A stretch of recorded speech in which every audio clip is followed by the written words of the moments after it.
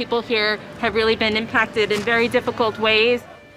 The numbers of people that we serve have literally tripled and quadrupled over the past 4 months. Restaurants can only have takeout and delivery services. You will not be allowed to dine in.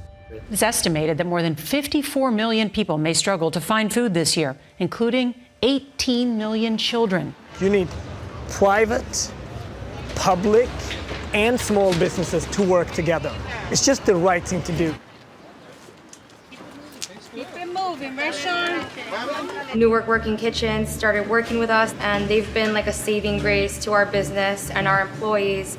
We know that we have like a certain amount of meals 5 days a week. We basically turned our dining room into a large prep kitchen when we have to crank out 300-400 meals. I hired people back. It gave us all a purpose to even come here. It's a completely different relationship. It's not like we're packing canned goods to go somewhere that might never be. It's hot plates we're making with passion. We know who we're giving it to. It feels different. Everyone that works here is a Newark resident. Being able to put us right back to work and knowing that it's going to our neighbors, it's going to our family members. Newark Working Kitchens pays 25 restaurants here to keep their doors open, stoves on, and employees paid, cooking for those who need food most.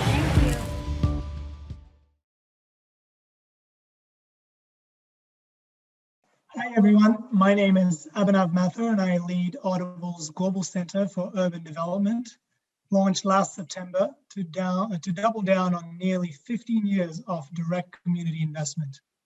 Audible moved its headquarters to Newark in 2007 because we wanted to be part of the city's renaissance. And we've made it our mission to directly improve the lives of students, entrepreneurs, and residents across the city, as well as encourage employees to live, serve, and play in the city. Our community efforts help promote education and literacy, spur the innovation economy, and support local job seekers and business owners. So at Audible, we are fiercely focused on hiring local, buying local, and living local. And with that context, I'm so excited to share this virtual stage today with three people I greatly admire and feel so privileged to work with. We're so lucky to have Mayor Ras J. Baraka in charge these past 7 years and joining us today.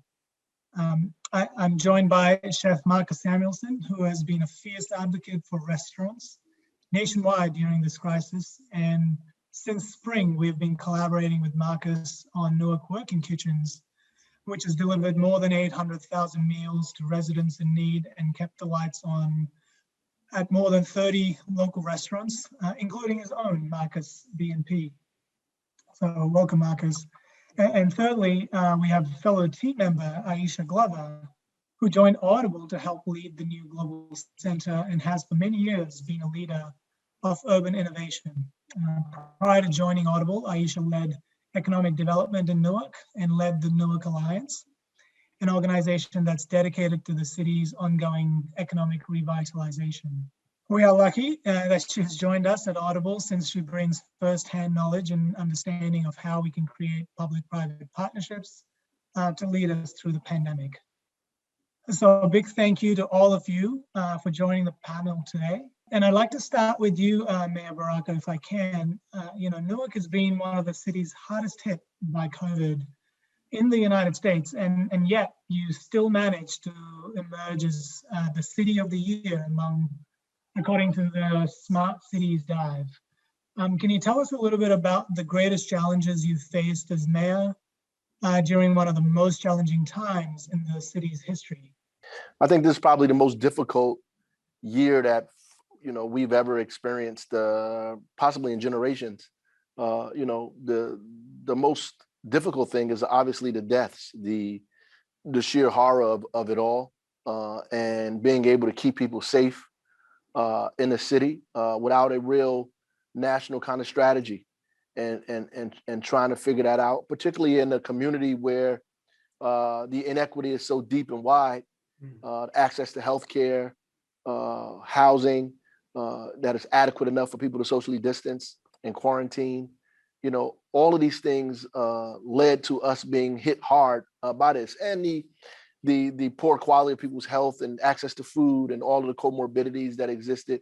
And we were a huge part of the essential workforce. So we were always outside, always working, always on the bus. And so we became a target for coronavirus. And, the only thing that we could do is figure out partnerships and collaboration to deal with this in a collective way. And I think we did that, from contact tracing to setting up walk-up testing sites to trying to take care of small businesses and renters in this time, providing them relief and money, so they can manage through this particular time. And just the corporate community as well, helping us out with things like Newark Working Kitchens and all these other kind of things to keep businesses afloat and deliver meals to people who need it. We've delivered millions of meals, a couple of 100,000 through Newark Working Kitchen to families during this difficult time. So just keeping people afloat and keeping them focused and in high and positive spirits is what has probably been one of the most important tasks that I've had. Thank you for your tremendous leadership. I mean, it's exemplary and so wonderful to be part of, watching what you've done in the city. I guess I'll shift quickly to you, Marcus, and would love to hear your take on the restaurant economy. And restaurants across the country have faced unimaginable challenges since COVID completely upended the way we're able to go out and eat and enjoy a meal. Why do you think restaurants are important to their communities and to the country, especially in these times? Restaurants is the heart and soul of our neighborhoods across this country. So if you think about it like that, we need to keep our restaurants going. And we also need to have great partnership and relationship. And I always bring up Newark as an example of that. And this is in this place where I wish other cities were looking at Newark actually for how this worked.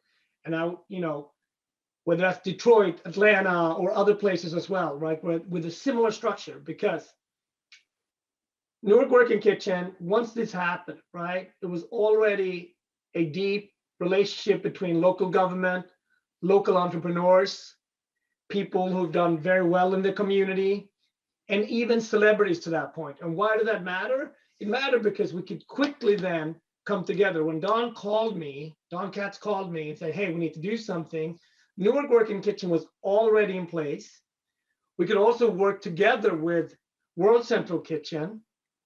So now we could quickly get this up. We can then go to the local government and say, hey, we have a program that needs support. I could then, with my team, rally up the restaurants and explaining and advocate that the need is here, right? Not only did we serve 800,000 people and still going, it also provides job for all those small businesses, which those mom and pop restaurants are, right? When we go back in history and look at cities who navigated this, I think Newark will be on top of that list. I want to flip over to Aisha. Marcus touched about my place, and you are so deeply connected in Newark, and you have such deep roots. And before joining Audible, you were the head of Newark Alliance, so you have a really strong sense of how hard the past year must have been for companies, in the city. So can you speak a little bit to the responsibility of corporations to their hometowns? One of the things that really compelled me to join Audible was really based upon my experience at the Newark Alliance. Cities need companies that are committed to their long-term success. So not transactional, not arm's length philanthropy. We all know that that's good for business, but it's also good for the economy, right? It's also allows for more equitable growth. And I think, for years in Newark and in cities like Newark, you've had people drive in from the suburbs, kind of park in their office buildings, take their elevator up to their offices. You could actually work in Newark and never step foot in a Newark neighborhood and breathe the air. And and maybe some of that was, historically done on purpose, but that's the exact opposite of what companies like Audible believe in and what we're striving for now. So that can no longer be lip service. And at Audible, I've experienced even before I joined that commitment, and the company itself is actually incentivizing employees to live here and hiring locally. So that combination, I think, is really critically important. We try to find ways not just to kind of celebrate, but to be collaborative, to intentionally hire and support local businesses.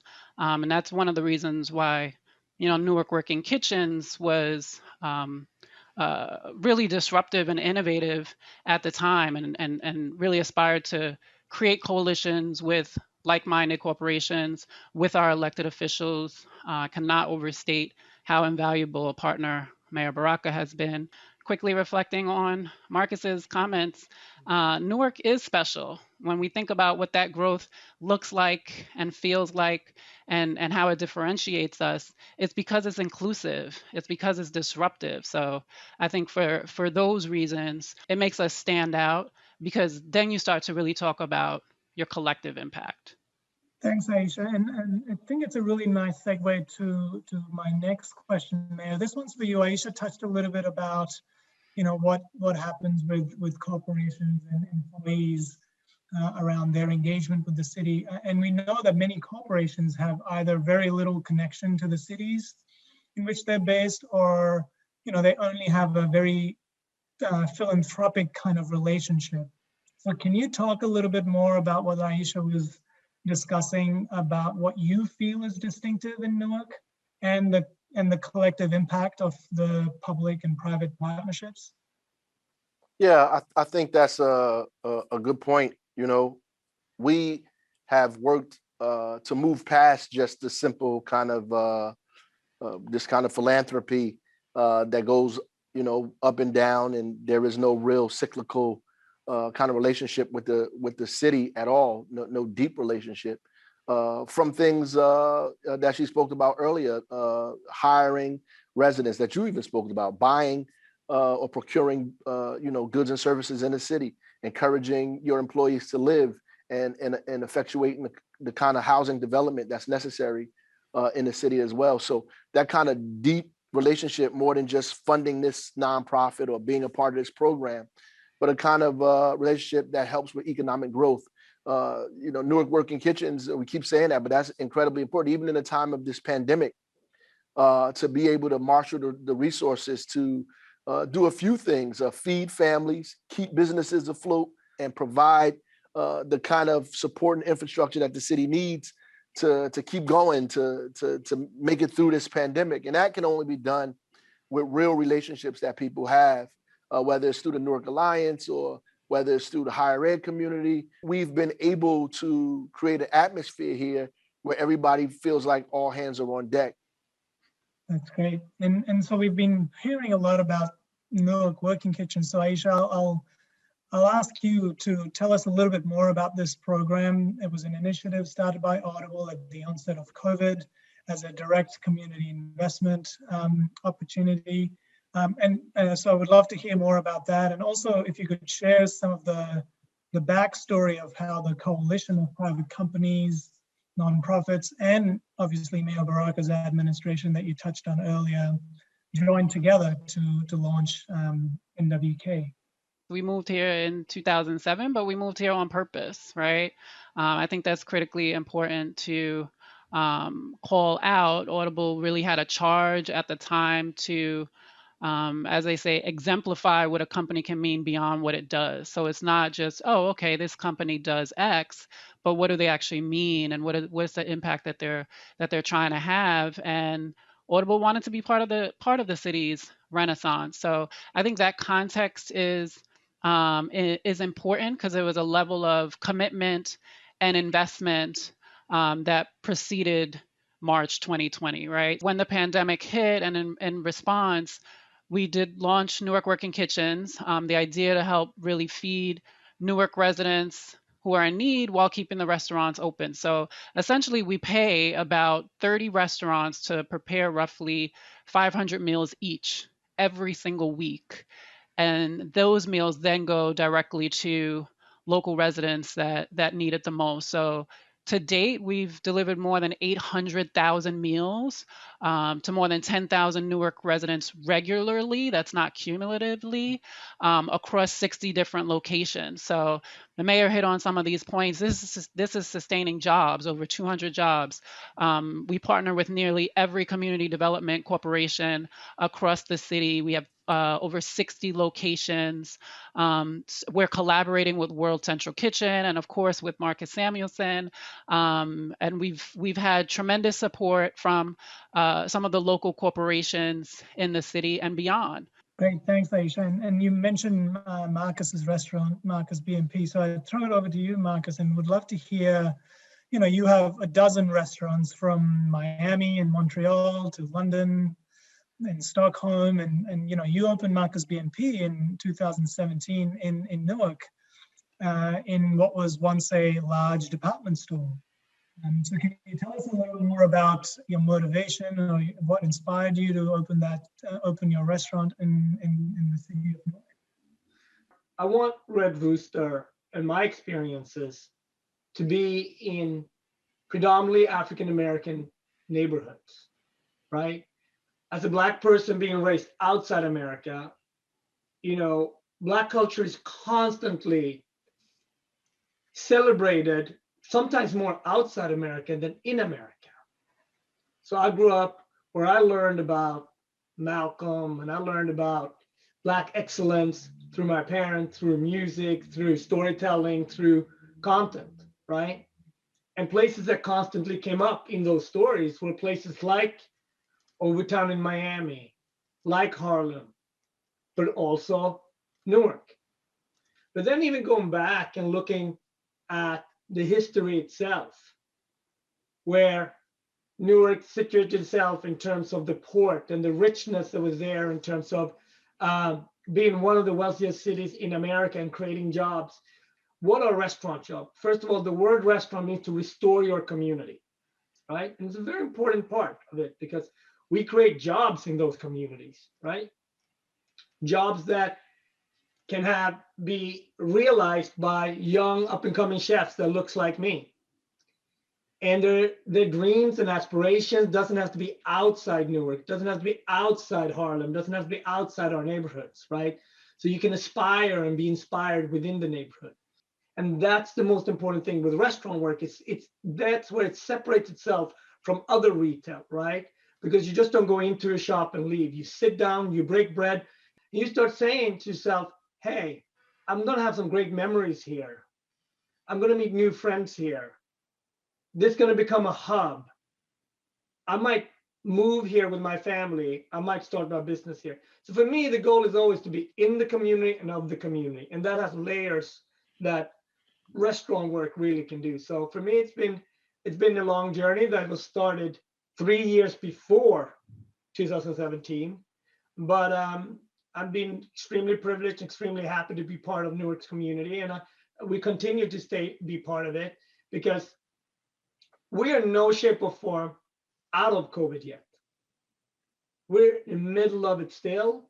And it's going to require an enormous amount of community work and working collectively to fully get out of it, because December 2019 or January 2020, we're not back to those numbers, I don't think, for another 5-6 years. It sort of leads me to think about the next area that I was going to touch on, which is a really nice sort of tie-in to what I would like to ask the Mayor Baraka, which is this fact that in Newark, Black and brown residents make up the majority of our frontline workers, which has been a contributing factor to this spread of COVID. And as Marcus said, we're a long way from all of that being over, although the signs are looking better. And we've seen stark issues of equity and access this past year. So I'd like to hear from you a little bit about the steps that you have taken to support minority-owned businesses and restaurants, and to expand the free services to those in need. So since the beginning of the pandemic, we've created funds outside of what the federal and state government has created because those funds, frankly, were not getting to the people in our community. The first opportunity we got to do this, we created $2 million to give to businesses in our community that was suffering. We did it again, and then we did it a third time. And we also created money for artists, local arts groups, local nonprofits, local single proprietors. We created a fund for individuals who are working from home, right, who had home-based businesses. So we did as much as we possibly could with the resources that we have. And we continue to do that, from helping people with their rent, to helping people not get evicted, to all of these things that we're creating in this space, at least to create some stability, right? Keep people afloat long enough for this thing to end. And then we have to deal with all of it at one large time. And we're going to need everybody from the federal government on down to have a serious plan to deal with that. But we have at least commitments of at least $30 million right now. And we're going to continue to push that and give money out to the businesses in our community, particularly Black and brown businesses in our cities, and invite other businesses that are like that to this area. Because I know after COVID, settles down, people are going to be looking for places to start again, to start again. And we want that place to be Newark. And I would like to shift a little bit to sort of, a bit of hope. And Marcus, I'd like to ask you, in the midst of pandemic, you ended up opening a new restaurant it's called Marcus at Know Who Rooftop in Weehawken. So tell us a little bit about that. What gave you hope to start a new restaurant, and you thought that it could succeed during these times? And now that we have a new administration, have you seen steps being taken to aid and keep the new restaurants open and millions of workers employed? When you're a leader, you own a business, I was thinking about my staff. Where could I transport 50 people that couldn't work at Red Rooster or couldn't work at Newark BMP? Oh, we got an opportunity to go to Weehawken. So we were able to create 45 jobs, just half an hour away. And then because it's outside, we will also be able to create it in a large environment outside. And that was extremely rewarding for everybody. It solved the job cycle.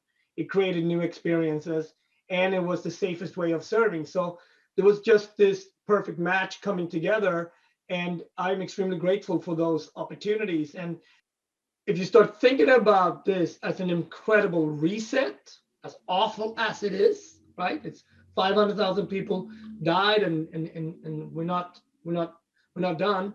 So it's a horrible, horrible situation. But it's also a reset, and I think it's time for us to really start seeing each other as neighbors, and how do we thrive together? How do we navigate this together? This could also be the most incredible comeback story for cities and communities. If we, as collective, do this and we're committed to this, it can also be extremely rewarding to do this together. And yes, with a new administration, with leadership from President Biden and Vice President Harris, there is new signs, there is new hopes, and we're all driven by a combination of what people do, but hope is an important part of that. So yes, I do start to see slowly the end of the tunnel. That's great to hear. And I guess my last question is for you, Aisha. In the spirit of hope and looking forward, can you tell us a little bit more about the new Global Center for Urban Development at Audible and the innovative solutions and programming that you're thinking about? Sure, and Marcus just got me jazzed talking about a comeback story. That is the story of Newark, right? And I know the mayor jokes that he's been hearing that language of the longest running Renaissance. Pre-pandemic, we were there, right? So at the onset of his administration, we were at barely $2 billion of development, and now we're over $5 billion. And so we were definitely on that trajectory of growth and hope and investment. And he had done a phenomenal job both out of his office, but then in rallying the corporate stakeholders to make similar commitments. So I think so much of that is presented in the Global Center for Urban Development. So it's really thinking about how do you scale these community initiatives globally. So I like to believe that what we're doing in Newark, we are going to scale, we are going to replicate across all of Audible's locations. So we can be a model. We can look to other models and best practices globally, but you know, I hear and I've been hearing for years about how special Newark is and how unique it is. And so I think it's high time that we start exporting our model. And so really just thinking about how to scale some of those community initiatives globally, I think is one big part of some of the work and the efforts coming out of the Global Center. Very well, thank you, Aisha, and well, thank you, Marcus and Mayor Baraka, for being on the panel today. So inspiring to hear your passionate and thoughtful take on, you know, how the city of Newark is leading its way, and look forward to hearing more about your leadership and other initiatives that continue to keep driving us forward. Thank you so much.